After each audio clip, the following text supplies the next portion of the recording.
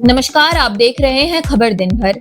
देसी खबर वाला झारखंड पर रोज सुबह 6 बजे आने वाला आपका खास कार्यक्रम, जहां आपको मिलती है झारखंड की बीते 24 घंटे की सबसे जरूरी और काम की खबरें, आसान भाषा और देसी अंदाज में।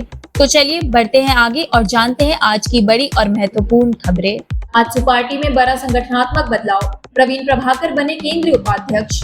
झारखंड आंदोलनकारी और वरिष्ठ नेता प्रवीण प्रभाकर को आजसू पार्टी का केंद्रीय उपाध्यक्ष नियुक्त किया गया है। दीपक महतो को केंद्रीय महासचिव और संजय मेहता को केंद्रीय महासचिव सह प्रवक्ता बनाया गया है। पार्टी प्रमुख सुदेश महतो ने संगठन विस्तार करते हुए कई नए पदाधिकारियों की घोषणा की और उन्हें शुभकामनाएं दी। रामचंद्र सहीस ने बसंत महतो, कुमुद वर्मा और चंद्रशेखर सिंह छोटू को केंद्रीय सचिव, मुन्नू अख्तर को हजारीबाग जिला सचिव, ऋतुराज शाहदेव को आजसू छात्र संघ का केंद्रीय वरीय उपाध्यक्ष, मोहम्मद कैफ को युवा आजसू का दक्षिणी छोटा नागपुर सह प्रभारी और संजय साहू को रांची जिला सचिव नियुक्त करने की जानकारी दी। इन नियुक्तियों पर सांसद चंद्र प्रकाश चौधरी, विधायक निर्मल महतो सहित कई वरिष्ठ नेताओं ने प्रवीण प्रभाकर समेत सभी नए पदाधिकारियों को बधाई दी और संगठन की मजबूती मिलने की उम्मीद जताई। जमशेदपुर में फिर गूंजेगी अंतर्राष्ट्रीय क्रिकेट की आवाज, गंगारा में स्टेडियम के लिए जमीन चिन्हित। जमशेदपुर में अंतर्राष्ट्रीय क्रिकेट की वापसी की उम्मीदें फिर से जग गई है। झारखंड स्टेट क्रिकेट एसोसिएशन के आग्रह पर जिला प्रशासन ने पटमदा अंचल के गंगारा गांव में 49.50 एकड़ जमीन को अंतर्राष्ट्रीय क्रिकेट स्टेडियम के निर्माण के लिए चिन्हित किया है। पूर्व अंतर्राष्ट्रीय क्रिकेटर और जेएससीए के सचिव सौरभ तिवारी के अनुरोध पर मुख्यमंत्री हेमंत सोरेन ने उपायुक्त कर्ण सत्यार्थी को उपयुक्त भूमि चिन्हित करने का निर्देश दिया था।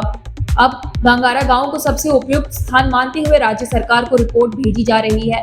स्टेडियम का निर्माण जेएससीए करेगा, जबकि बुनियादी ढांचा प्रशासन विकसित करेगा।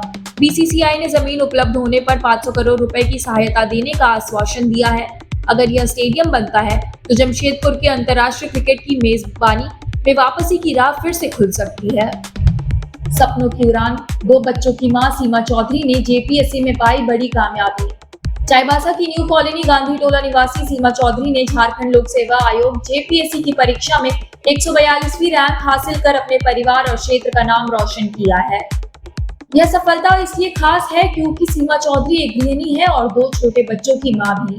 चकरधरपुर की रहने वाली सीमा चौधरी ने शादी और बच्चों की जिम्मेदारियों के बावजूद अपने प्रशासनिक सेवा के सपने को जिंदा रखा।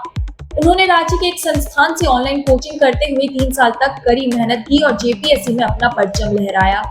दूसरे प्रयास में मिली सफलता का श्रेय वह अपने पति राकेश कुमार, सास और पूरे परिवार के सहयोग को देती है। घर के कामकाज में पति ने उनका साथ निभाया, जिससे उन्हें पढ़ाई का समय मिला। अब सीमा चौधरी को झारखंड वित्त सेवा में नियुक्ति मिली है। उनकी यह उपलब्धि उन सभी के लिए प्रेरणा है जो सीमित संसाधनों में भी बड़ा सपना देखना नहीं छोड़ते। गिरिडीह में एसीबी का छापा, सरकारी कर्मचारी प्रदीप गोस्वामी के घर मचा हड़कंप। गिरिडीह जिले में एक बार फिर एसीबी की कार्रवाई ने हलचल मचा दी है।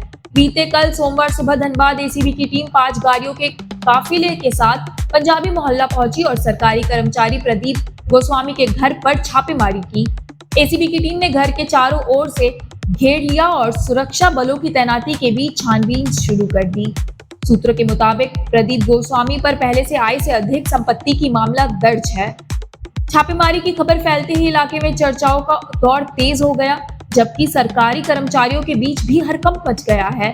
फिलहाल एसीबी की टीम ने छापेमारी को लेकर कई आधिकारिक जानकारी साझा नहीं की है। जनता दरबार में जनता की गुहार, मंजुनाथ भंजत्री ने लापरवाह अधिकारियों पर कसी नकेल। समाहरणालय सभागार में उपायुक्त सह जिला दंडाधिकारी मंजुनाथ भंजत्री की अध्यक्षता में आयोजित जनता दरबार में बड़ी संख्या में लोग अपनी समस्याएं लेकर पहुंचे।